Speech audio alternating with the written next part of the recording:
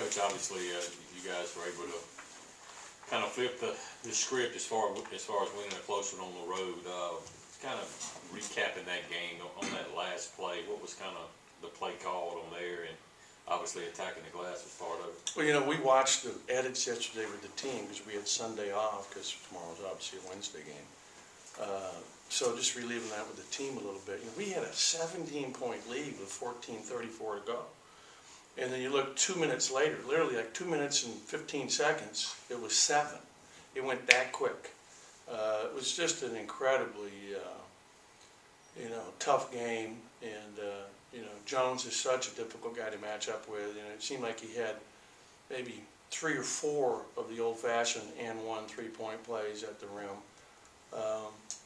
And we watched all the way to, Tyson's steal that was late in the game, there in the last minute and a half, to put us up 1, and they came down, got the line and took the lead, and then we missed the jump shot. They came back and we got a stop. Tyson actually played great defense on Jones, where he contested the ball and was actually an air ball.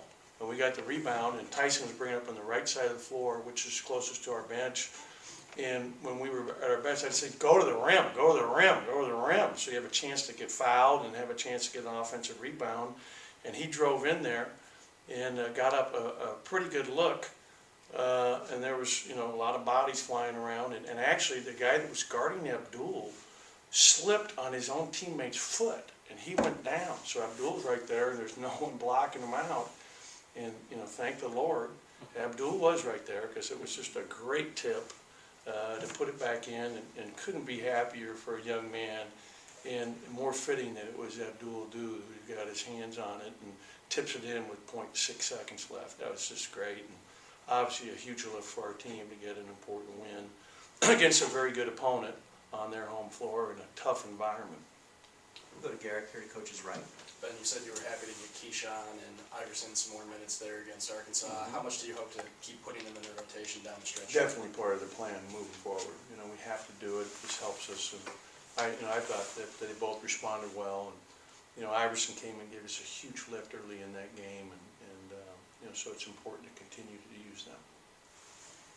Given the net ranking and where you are in some of the bracketology spots and stuff, kind of seems like every game down the stretch now is a tournament-type, playoff-type game. Does that kind of help, or does that add a little more pressure? Just how do you kind of view this last stretch of the season here? Yeah, I think you surmised it better than I could. Just put my name behind those quotes, and we got ourselves a winner. I think you absolutely summed it up perfectly. And I think that, I think it helps. It just increases the focus. Every game is just the biggest game of the year, and has been for quite a while. And you got a team coming in here in South Carolina that's won 6 out of 7, 8 out of 10. They're playing as good as anybody in our league right now, and they're just so physical and tough. They play a lot of bodies. They're so big and physical and strong. You look at their bodies, and I know that. Mike Leach would be jealous if he's there watching our guys play tomorrow against these guys, because they got some guys that look like good safeties, good tight ends, good linebackers. I mean, they got bodies that won't quit and play really hard. They're always so well coached, and they play so tough and physical, and they're gonna scratch and claw for everything, and that's the kind of game it's going to be. How big of a difference do you think Lawson has been in their resurgence since starting 0-2 in the league? Yeah, I think when Coursard went to starting at the point, it really changed the dynamics of their team. You sit there and watch and study them on film and listen to everything. But no question, Lawson's playing great, and he was all freshman team last year. Really, really skilled. A lot of NBA watch lists going into the season. Very, very good player. I think Kostar, though, he's the guy. I mean, he's doing so much to help their team win. He's one of the best defensive players in our league.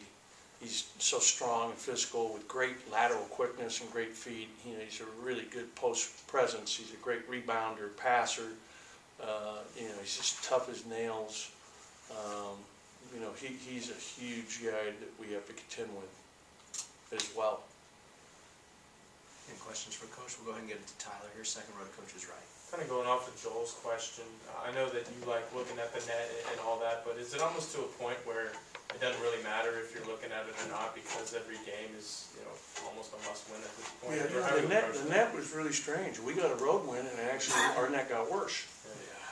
And it's one of the tools that they use, but it's not the end all. I mean, they're looking at quad 1 versus quad 2, and you look at our league is so good. I mean, it's just such a monster. I mean, you have 3 teams that are clearly in, and then everybody else is fighting for position to get in. There's no question that Kentucky and Auburn and LSU are in the field, and then everybody else is scratching and clawing, trying to fight their way in. Go ahead, Logan. You always talk about, his teams always are physical, and y'all have had some battles with them over the years. How do you think your team matches up with them this year?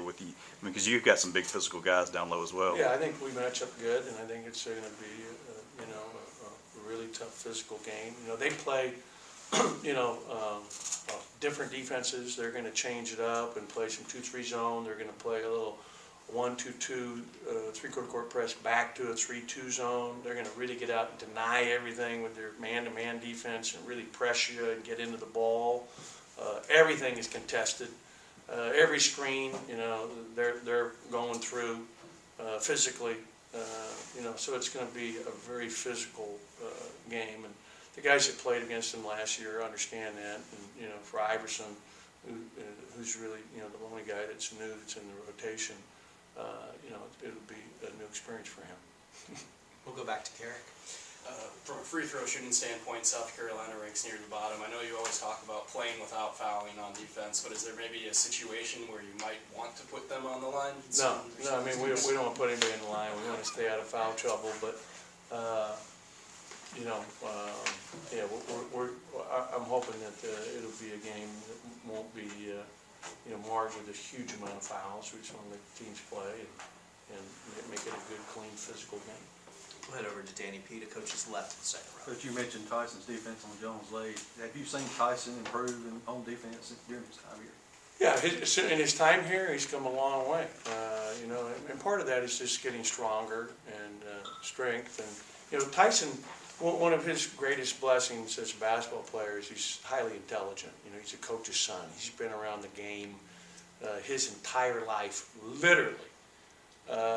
He's been around a basketball floor since the day he walked, and around a basketball, and around a hoop. And he's a kid.